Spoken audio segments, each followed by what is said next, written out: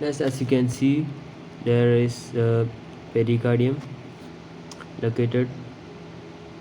As you can see, the myocardium muscle that surrounds inside the layer of the pericardium.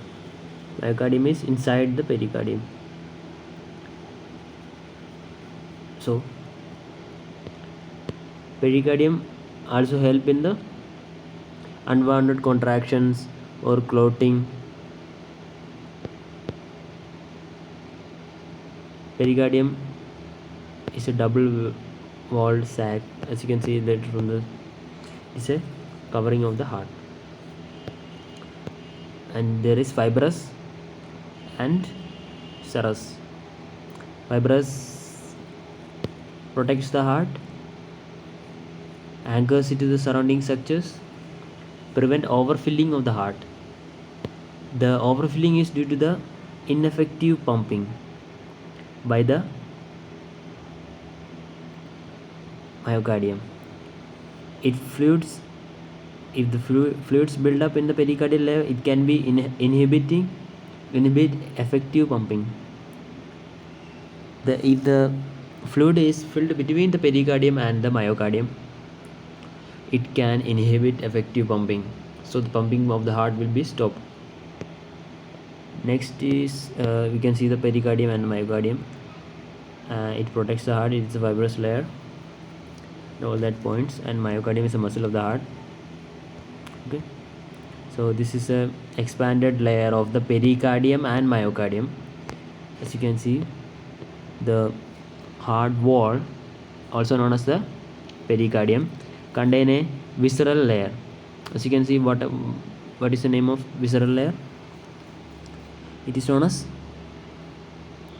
epicardium. The layer of pericardium, visceral layer, it is epicardium. Next is myocardium. It is muscle. It is between the endocardium and the epicardium.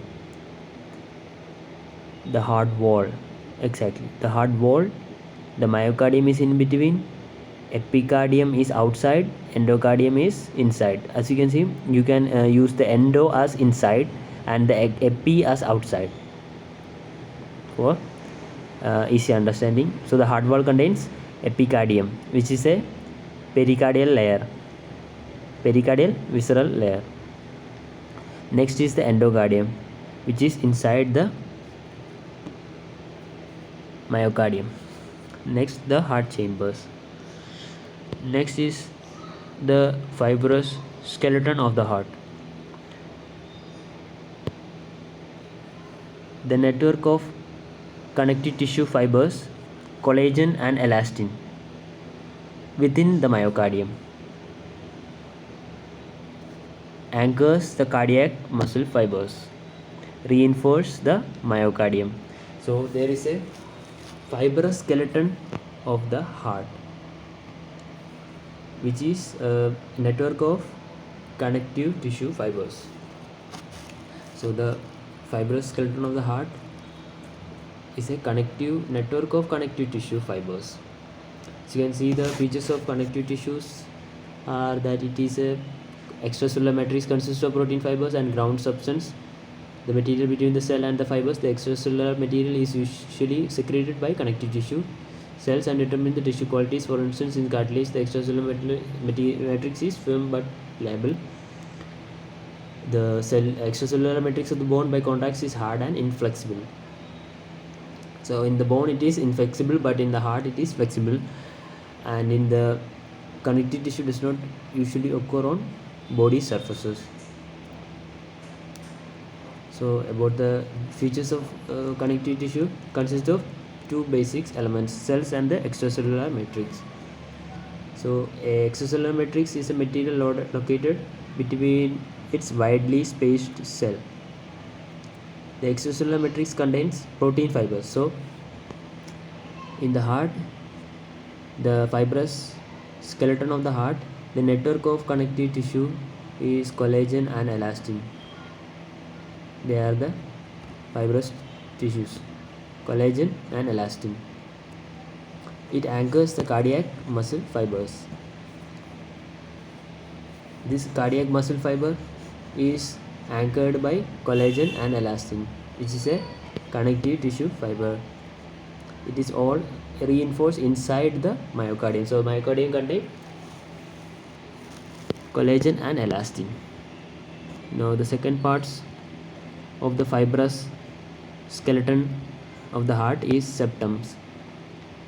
Septums are flat sheets separating atrium, ventricles, and left and right side of the heart. Septums can be flat sheets separating atriums, ventricles, and left and right side of the heart. Septums are flat sheets. So septums can also help in electrical isolation of the left and right side of the heart. Septums positions is it is between atriums, it is between ventricles, it is between left and the right side of the heart. So it can isolate the left and right side of the heart. So it is important for non-conductivity. It is a connective tissue. Septum is a connective tissue which is important in non-conductivity of electrical isolation is created between the left and right side of the heart. So inter atrial septum slash atrioventricular septum slash intraventricular septum. Intra-atrial septum is separated between the septum between the atrium or intra-atrial septum. So the atrium septum between the ventricles are atrioventricular septum, and the ventricular septum inside the ventricular septum it is interventricular septum. Next, the heart, the rings of the heart. The rings around great vessels, entrances, and valves. Rings around great vessels, entrances, and valves.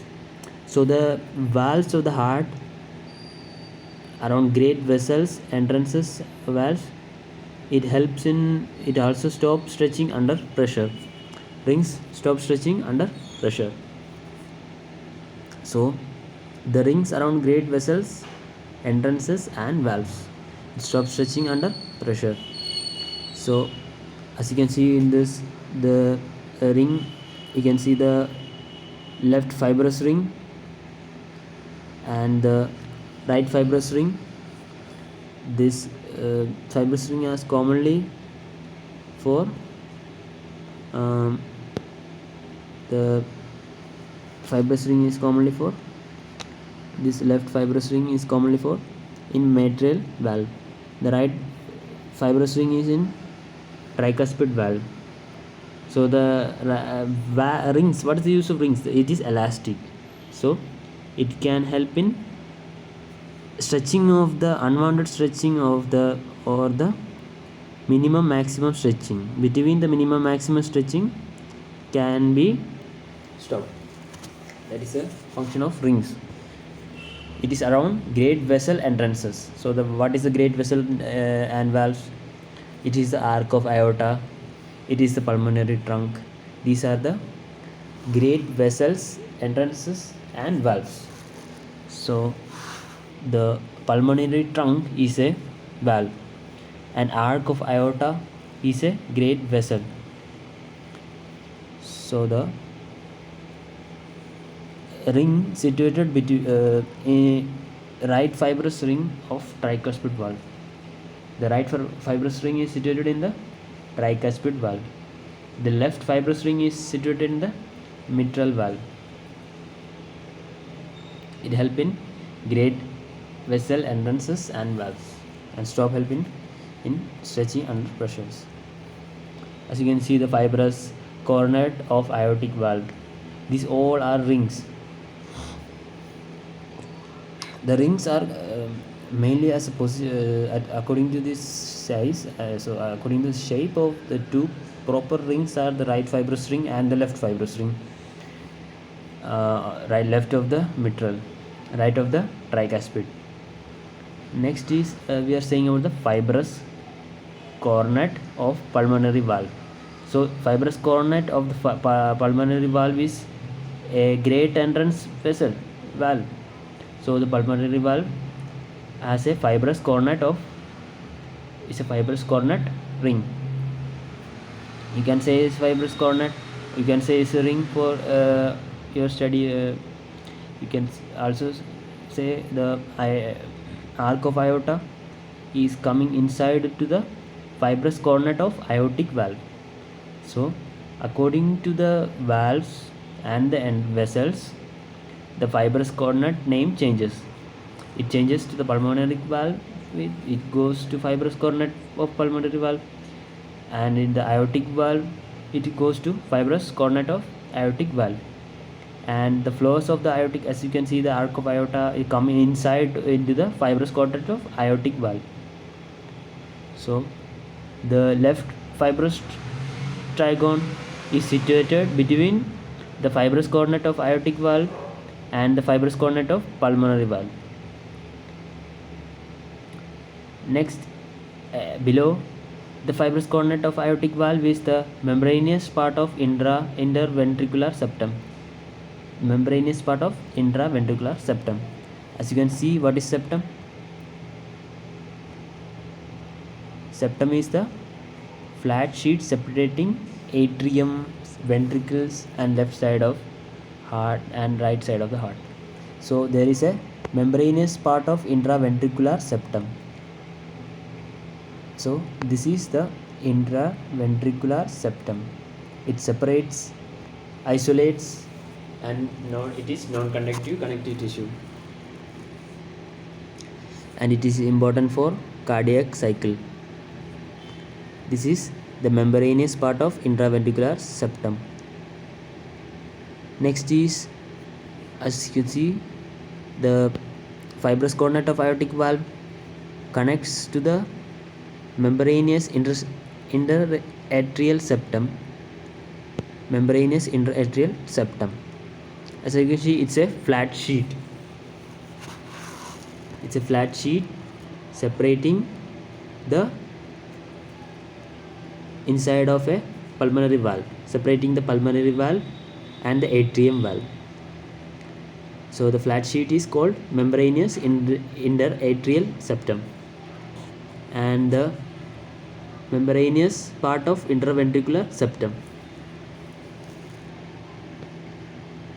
Next is, you can see below the membranous part of intraventricular septum, we can see the tunnel for AV bundle. As you can see, this is also a septum of atrioventricular septum. So the atrioventricular septum is situated between the ventricles, atrio and ventricles. So the both the atrium and the ventricle is divided by the flat sheet membranous atrioventricular septum. Next is the right fibrous trigone. The right fibrous trigone, it is a fibrous trigonal sheet which is situated between the membranous interatrial septum and the membranous atrioventricular septum. Okay, we see septums, we see fibers, we see tunnel of AV bundle, we see coronets, fibrous coronets, we see arc of aorta, we see pulmonary trunk, and we all see the flow and